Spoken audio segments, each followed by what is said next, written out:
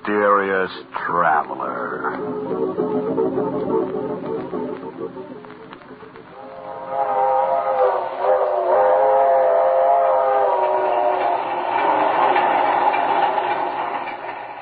This is the mysterious traveler, inviting you to join me on another journey into the realm of the strange and the terrifying.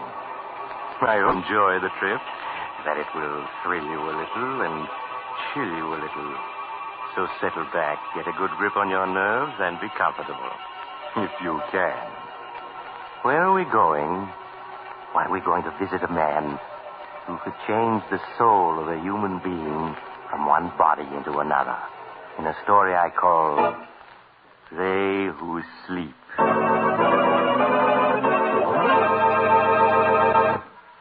My story begins late one foggy night in a dingy little room in the slum section of a great city.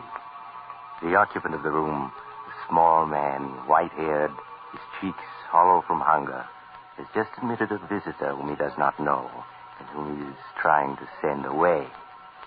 An expensively dressed young woman with a heavy veil hiding her face.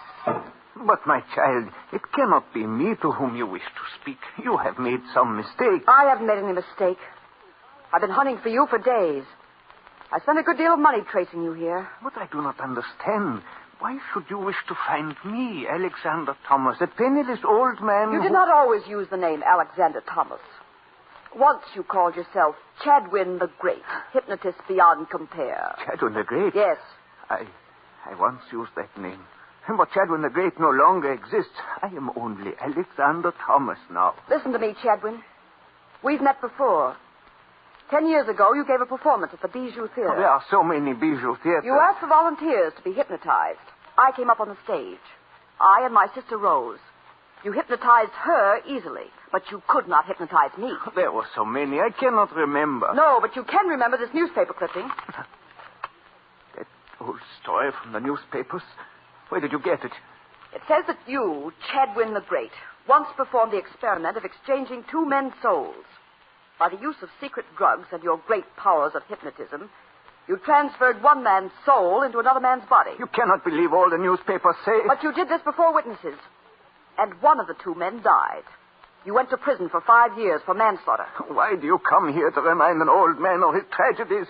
Go, please. Leave me alone. No, Chadwin. For years I've kept this clipping, for years. Never knowing what impulse made me tear it out and save it. Until last week I found it again. And then I knew. You speak not like a woman, but like a soul possessed by devils. Perhaps I am. So you can transfer souls from one body to another? No, I cannot. How much would you charge to do it again? Do not ask that of me. I am old. I have been in prison. How much, Chadwin? Could you put my soul into another's body for $10,000? $10,000? Yes. Then you could live like a man again, not like a starving animal in this hovel. Once before I tampered with the eternal laws, I paid the penalty. And so did one of those I experimented upon. But which one, Chadwin? The which weaker one? He died. The other, the strong soul in its new body, lived. Ah, then I am ready. When can you do it? Tomorrow night? But, my child, why should you risk your life for that which cannot be, which was not meant to be? Look, Chadwin, I shall raise my veil. Would you call me beautiful? Even pretty? No. I'm ugly. You are not ugly. Your face is strong. But if it were not twisted by bitterness... Enough of talking. How can you know what it means to a woman to be ugly? To lose the man you love to a woman you hate? Because you are plain, and she is so beautiful. Chadwin, will you do as I ask? To help you change with one who is beautiful. To help you to be loved for just a little. My child, perhaps it is not such a great wickedness to do that. And you'll do it? But it is only for a little while. You must understand that. For 10 days, no more. Then the laws which cannot be violated with impunity require that your soul must return to your body. It's enough. It's all I want, Chadwin. Very well. I have here a small bottle. Here. Take it. Guard it carefully. When the moment comes, she, the other, must drink it in water. Yes. It will be easy. She will drift off to sleep. Then you must come to me. But not here. It would not be safe. Never mind. I know the place. The safest in the world. Very well. The exchange will be made, and I will see that she, in your body, slumbers dreamlessly. After 10 days, she will wake and be herself again, with no memory whatever of what has happened. And now, Miss... Vaughn. Helen Vaughn. Now, Miss Vaughn, who is this beautiful one with whom you would change places? The girl who just married the man I love. My sister, Rose Vaughn.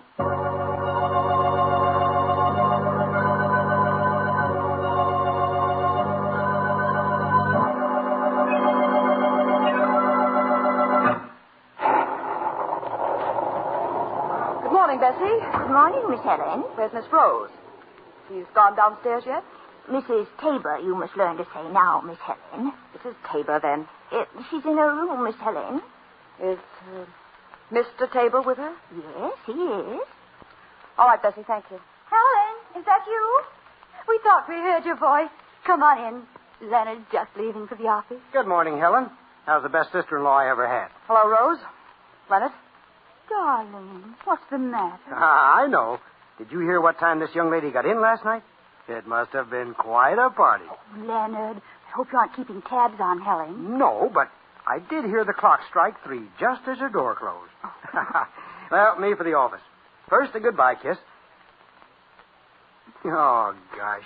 I sure picked myself a beautiful wife. Oh, run along, you silly. Bye, Helen. Got a sisterly kiss for me? Leonard, don't put your arms around me, please.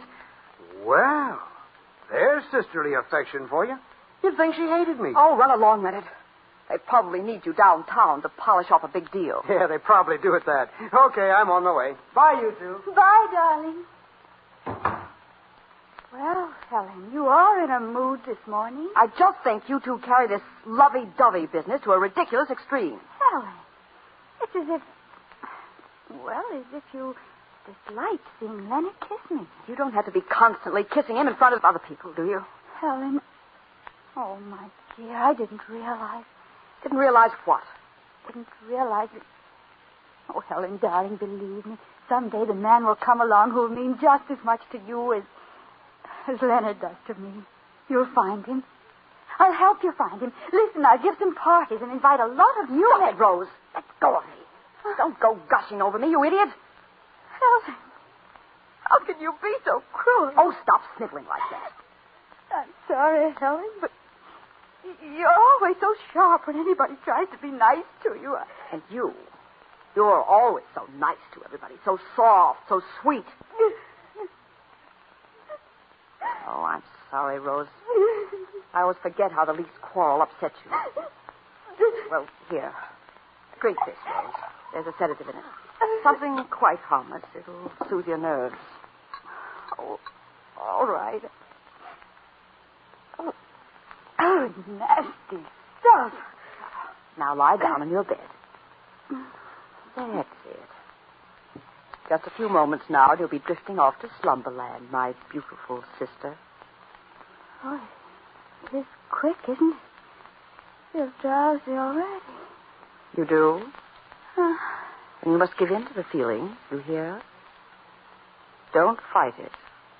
I feel so queer. As though I were on a boat. A little boat. Rose? Can you hear me? Yes. Yes, Helen, I hear you. You seem such a long ways away. Such a long way. Rose, you're to come to me when I call you. Do you hear? You're to sleep for a while.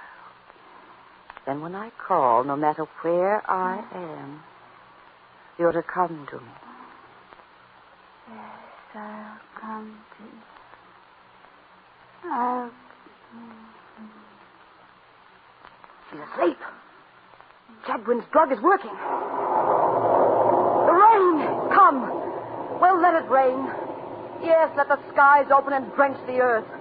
Let the rain fall like a curtain, like a cloak to hide the rebirth of Helen Vaughan.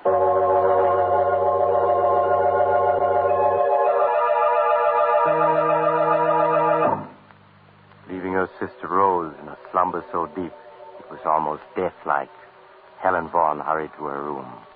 There she wrote a note addressed to Rose and Leonard, explaining that she had decided suddenly to go off by herself on a trip to Mexico, and that they would probably not hear from her for some time. Then she put on her hat and coat and slipped out. All day she waited in a hotel. Then when night came, she picked up Chadwin the Great in a rented car and drove him through the storm into a spot well outside the city, where she turned into an ancient cemetery. There she brought the car to a stop before a low building of white marble over which ivy and moss had grown for many years. With a heavy key, she opened the massive padlock, and they entered, shutting the door behind them. The air in this old mausoleum is dank odor of a charnel house.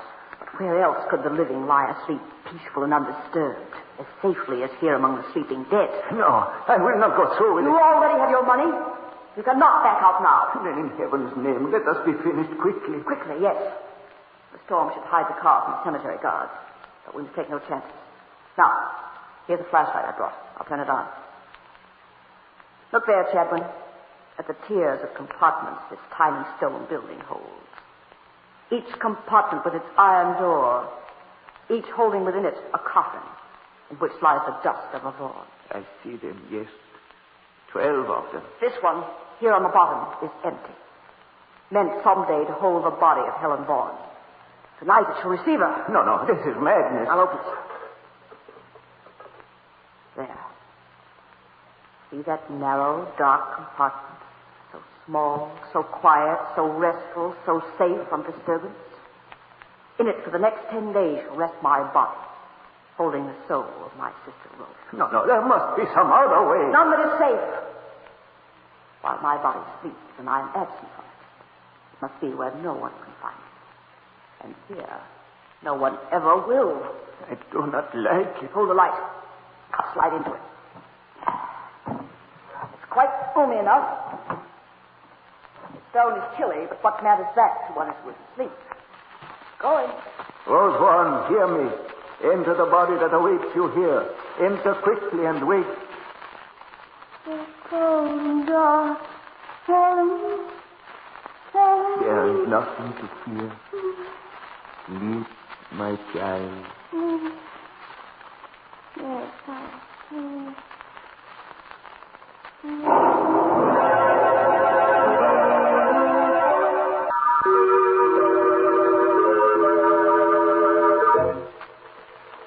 Quickly, Chadwin closed and latched the iron door of the compartment, slipped from the mausoleum, snapped the padlock on the huge door again, and was gone.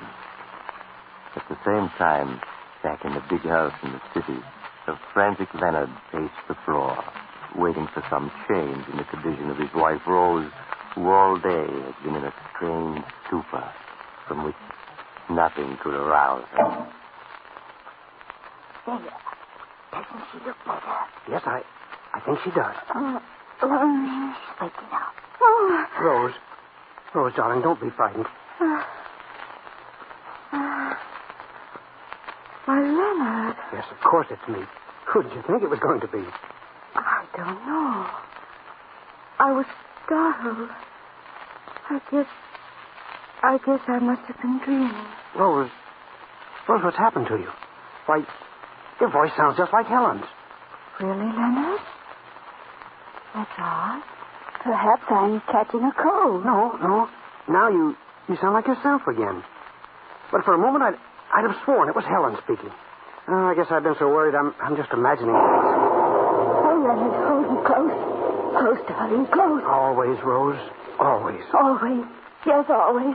She'll never have you back. Never. What are you saying, Rose? I was just thinking of how much I love you. So much that I'll never let anything take you away from me. Never.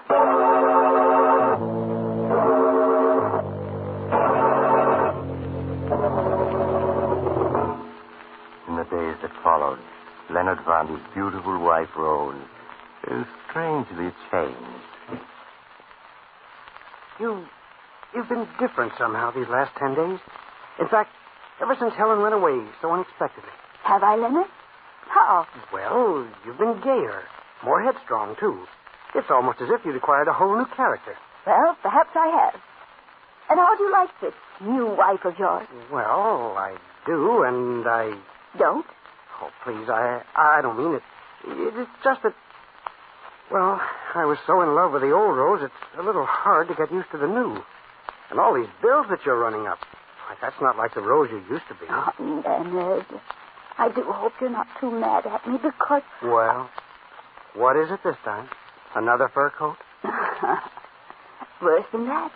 We're going to give a party. Another? Why, that's 3 in 10 days. Rose, I forbid it. You can't, Leonard, because I've invited everybody already. Rose, it's so unlike you.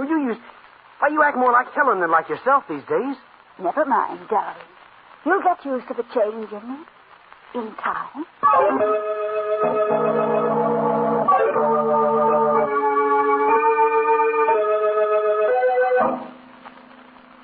Ignoring her husband's displeasure, Rose, or should I say, Helen, went ahead with her plans for a party that night. And when early in the evening, a small, gray-haired man presented himself at the door and asked for her, he sent word by Bessie that she would not see him. I'm sorry, Mr. Kedwin. Mrs. Tabor says she cannot see you. She says she does not know anyone named Chadwin. But she does. 10 days ago I was here. I gave you an envelope for her. It had a key in it. Oh, surely you remember? Yes, but just the same, she says she doesn't know you. Now, please go, or I'll have to call an officer. Did you tell her what I said? This was the 10th day? Yes, and she said she had no idea what you were talking about. All right. I'm going. I must do what I can by myself.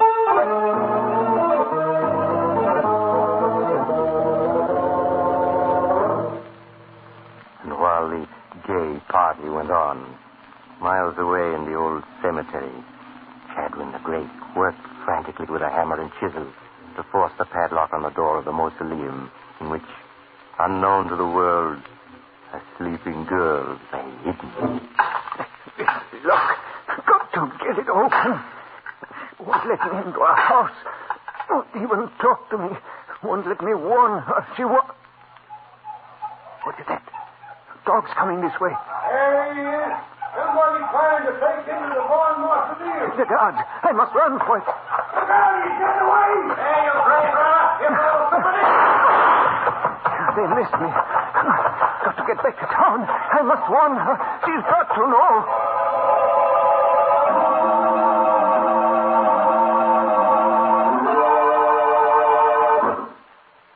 Miss Vaughan, thank heaven this time you heeded my message. I won't have you coming around to my house this way, do you hear?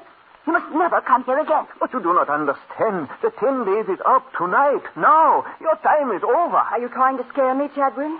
To get more money from me? Money? No. I am just trying to tell you. It was understood 10 days only. More is not allowed. You fool! Do you think I ever intended to give up Rose's body once I had it?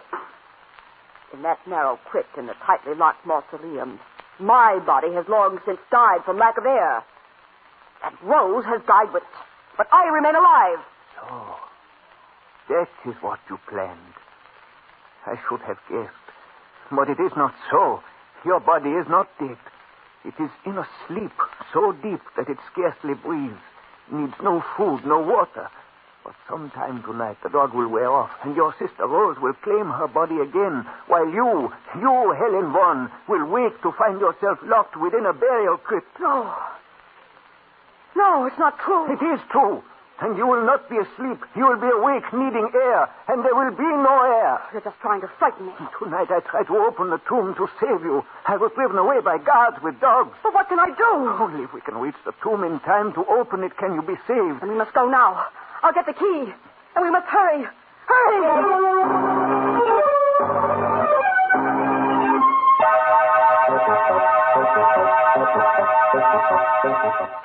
There's the mausoleum, Miss Vaughan. Pray heaven the guards are not waiting. They won't be. We fooled them by leaving the car outside and walking up this back path. Now hurry, Chet. What is it, Miss Vaughan? I don't know. For a moment, I felt so dizzy. It's Rose, trying to return to her body. We cannot waste an instant. Pull me up. Something is pulling at me, tugging at me. Darling, where are you? She's speaking through her own lips. No, not yet. Go back, you hear me, Rose? Go back. Here's the mausoleum. The key. Give me the key. Here it is, quickly. She's pushing at me so hard. No. Darling, help me. Everything is so dark. Where are you? Go back. Go back, I say.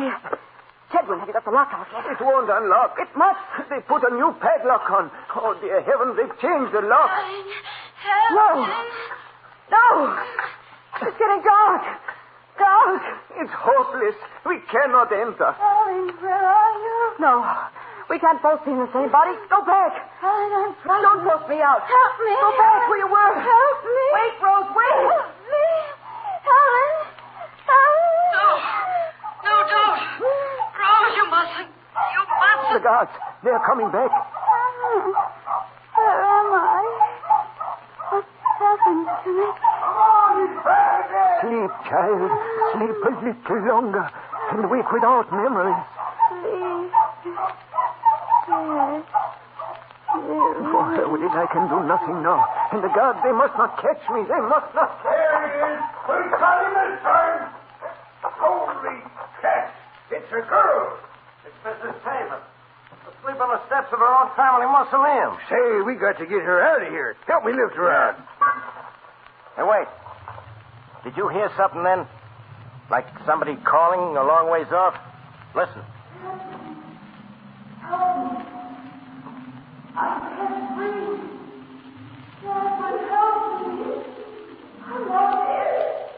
Do you hear anything?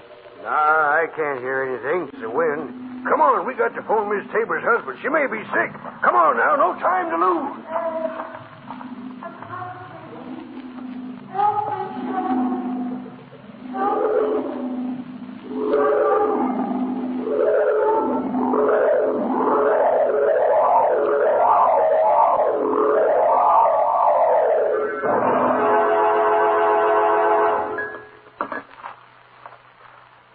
Rose, do you remember anything about a man named Chadwin?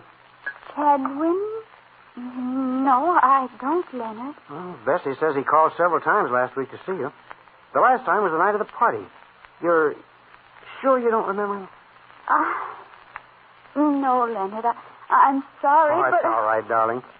I just thought maybe you might have begun to remember some of the things that happened during those 10 days when you, well, weren't yourself. It's so strange. As if my mind had been asleep the whole time. Is there something about Chadwin in the paper? He committed suicide last night. Oh. His body was found near the old family mausoleum. He left a mysterious note saying he was paying for some transgression. How strange. I wondered if he could have given us any clue as to how you came to leave the party so suddenly that night and drive to the cemetery. Oh, but it's all over now and not worth worrying about. I'd remember if I could, but when I try, I become suddenly frightened and feel as if I were locked in some dark, tiny space where I can't breathe. All right now, darling, all right. Let's forget the whole thing. Now, let's see what came in the morning mail. Maybe there's a letter from Helen. You know, it's high time we were hearing from her. She's really not acting much like a sister being gone so long without even writing or letting us know where she is.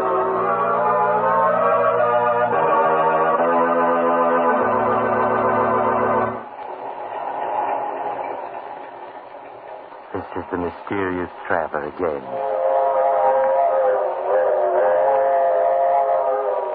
I'm afraid Leonard and Rose are going to have to wait a long time for a letter from Helen. In fact, I'll be very much surprised if they ever get one.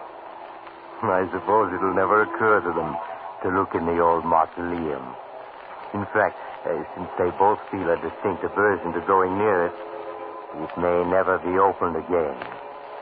But I don't suppose that'll make much difference to Helen. Now, if you were wishing you could step into somebody else's shoes, Maybe what happened to Helen will make you change your mind. No, I knew a man once who... He stole somebody else's body. Only to discover when it was too late that he... Oh, you're getting off here? Well, perhaps we'll meet again soon. I take this same train every week at this same time.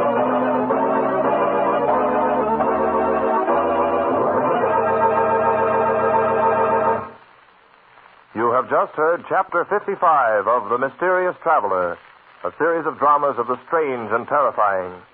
In tonight's story, They Who Sleep, Philip Clark played Chadwin, Gertrude Warner played Helen, and Helen Clare played Rose. The Mysterious Traveler is written by Bob Arthur and David Kogan. Original music is played by Henry Silverne, and the entire production is under the direction of Jock McGregor.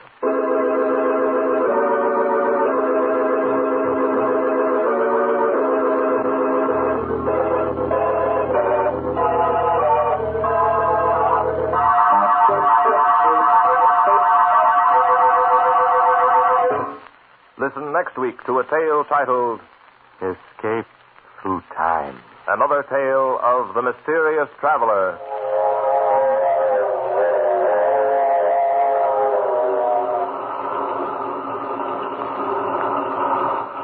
The Mysterious Traveler is presented by WOR Mutual from the WOR studios in New York. This is Mutual.